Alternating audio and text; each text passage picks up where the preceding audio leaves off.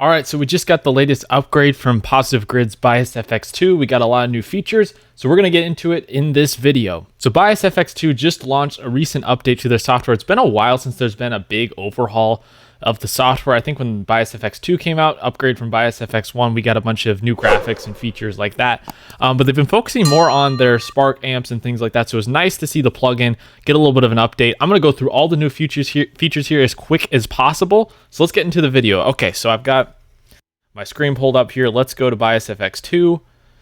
Hopefully we've got some nice changes that we can look into here. Hopefully less DSP usage as well is another thing personally I'm hoping for, because it's one of those plugins where if I have more than 2 or 3 instances, it really slows down my DAW. Okay, so we get an alert to improve DSP engine in the present version of Bias FX2.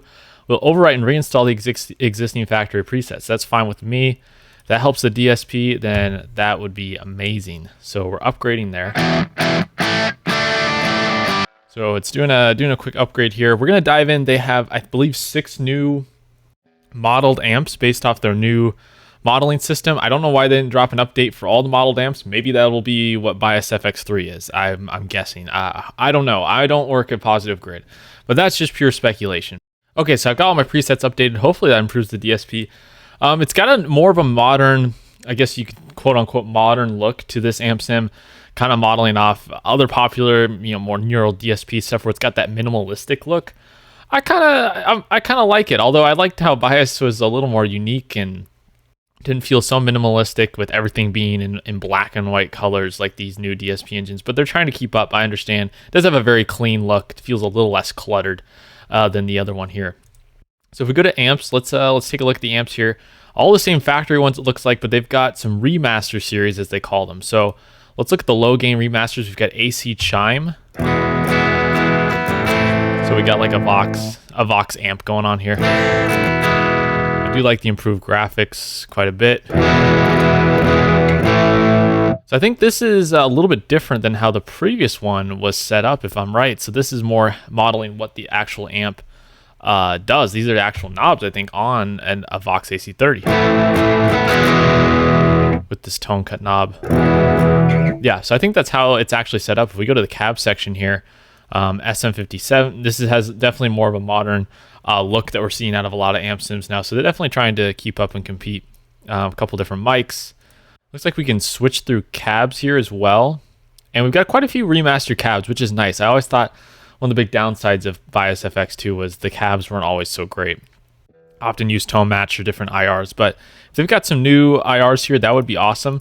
Let's get out of low gain territory and let's get into crunch. We get the B101, so like a Freeman-ish amp sort of thing. That sounds pretty good. I like that. Let's mess with the cab real quick. So to get the mic closer, okay, so you pull it, I see. So you pull it back like this, you move like this. Nice. Okay, I like that. So it only goes from center to left. Okay, so I'm guessing that would be the same IR then on the far right and far left.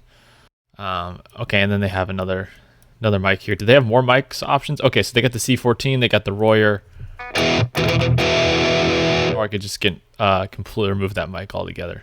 Okay, sweet. That's cool. Oh, I see. They're slightly panned. Okay, I don't want that. I want it centered for sure. Okay, so that's a little annoying. So the first thing out, there we go, got it centered.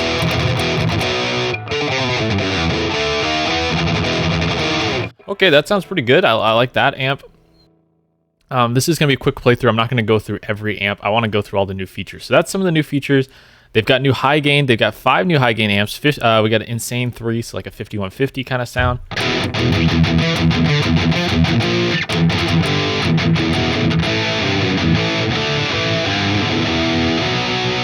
I am liking the sound of these, and they did have a video showing some of the difference between the remasters and the older amps, and I think it's sounding pretty good. Now, I hope they fix this feature. This was annoying because whenever I did dual, it always kept the top amp and removed the second amp if I went back to single. So let's see if I swap this out. So I got like a Mesa Boogie and an Insane. Yeah, it always keeps the bottom one. So that's still in there, unfortunately, but pretty minor detail if you ask me. So we've got high gain. All the other amps are the same. We've just got the sleeker look and hopefully evolved DSP. I want to see if all my presets are still here. Okay, all my presets are still here. All my tone matches are still here. That's great. Nothing changed there. Now I hope the album art is still on these presets. Excellent, because I love the album art on my tone matches. They're all still in there, so that's no problem there. Great. Seamless upgrade. I really do like that. Seems to have no problem loading old presets, I should say. So that's also great as well. Looks like the tone cloud still not having any problems there. That's excellent. Okay, pretty seamless upgrade. I do like that. Now, here's some of the things that really intrigued me was the guitar match is supposed to be a lot better in this version. And I actually used guitar match quite a bit in the old bias. I thought it was kind of interesting. Like if I travel and went on the road and I had one guitar with me, but maybe I was demoing and I was doing a clean section, but I only had my old Jackson or something, it was nice to switch between different models. So let's open up this guitar match. I do have the highest tier, so I have access to all the guitars. I'm really interested in these bass and acoustic sounds. How close are we gonna get? That would blow my mind if we actually got somewhere. But let's say I'm using my Jackson right now. Let's say I wanted this like Fender sound here or something like that. Okay, let's see. So I want to match it. What am I using? Let's say that I'm not using. So if I want to match it here, match recall preset. Let's say I didn't have a preset. Okay, so that's a bug they have still, unfortunately. 20 minutes later. Okay, finally, I found the guitar match preset. They changed it a little bit. Quick match creates a basic profile. This is a comprehensive analysis. Let's see what the quick match does. Okay, so it's a Jackson. Let's just say it's something like this. I'm not. 1 hour later. So I still am experiencing some minor bugs with this guitar match thing, so they may want to fix that in the latest patch that they have going on. Next, we'll go with the okay, so it's a quick match, so that's just done. Okay, it's kind of tough to tell with this tone. Let's go to a rock tone. Be like slash. Okay, so that's supposed to be a Fender or like a Squire or something like that. Sounds pretty good to me. Let's go to the Les Paul.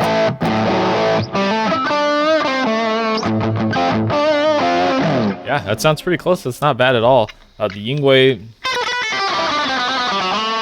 that's bright. The old version, I think this is a big improvement over the old version. The old version, all the guitars were way too bright and I had way too much gain. I think this is a lot better.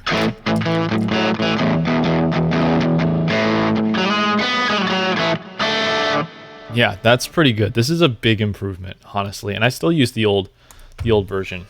Let's see if I go to a bridge pickup.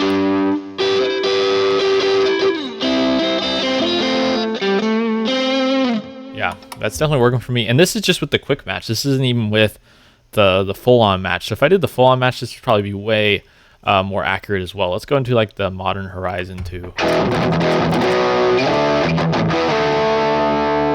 Let me get a little bit better tone going on. Okay, I'm using the Paul Arch. It's got a lot of gain. So turn off the guitar match. Turn it on. Yeah, that sounds, I really do like that. Now, here's the moment of truth. Okay, I want to test classic P-bass test. Here we go. Let's see what this does. Okay, obviously, we're not going to use an amp like that. Let's go to a bass sound. So let's get...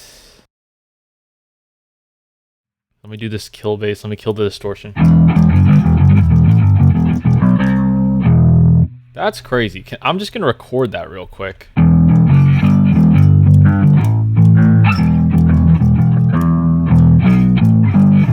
All right, let's play that back.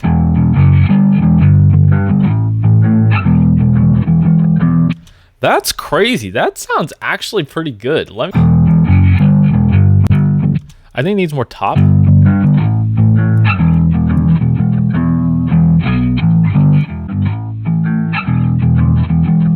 I mean, it's not like 100% perfect, but I wouldn't expect 100% perfect. That's really good.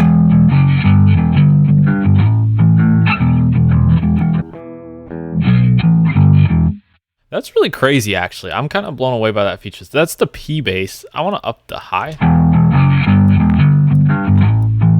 I would suggest going in and dialing it in here. Like if you're on the road and you're demoing and all you have is bias and you don't have a bass with you, I would definitely use this like in a demo. I don't know if I'd use this on final recording or anything, but it gets the job done for sure. So that's the P bass. Let's look at the ignition bass.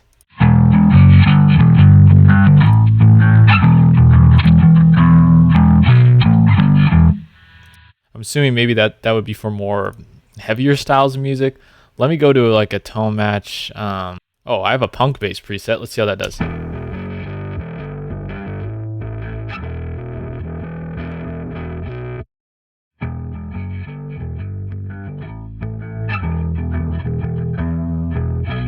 Cool. Way to step up your game, Positive Grid. That's some cool stuff. Now, the other one I want to see is this acoustic feature.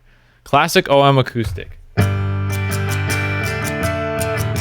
Very skeptical of this one. I'm very skeptical of acoustic matches, but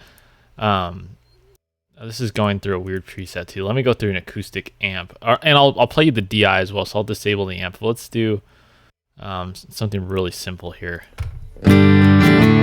This is supposed to be acoustic. Let me record this real quick so I can hear it back.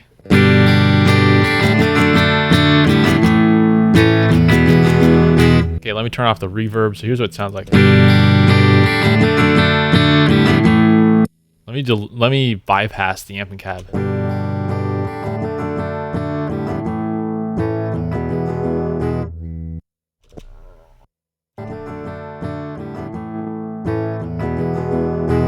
Okay, so it's meant to sound like an acoustic DI, it seems. It's not the worst sound in the world. I mean, for emulating acoustic, that's really hard to do. Let's look at this classic D here.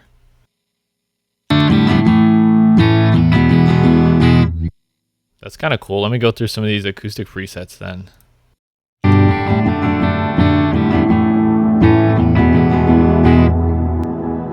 Okay, that's got a lot of reverb and stuff on it. Let's give me something simple here.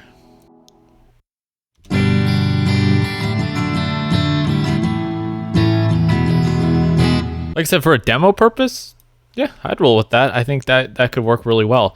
So overall, I think Positive Grid definitely stepped up their game with these add-ons. Adding in the bass, I think, was really cool. That's going to be a game changer for me if I'm demoing on the road, that I can do that real quick. Like I said, I don't know if it's a final recording thing, but to put that in a demo, I think is super valuable.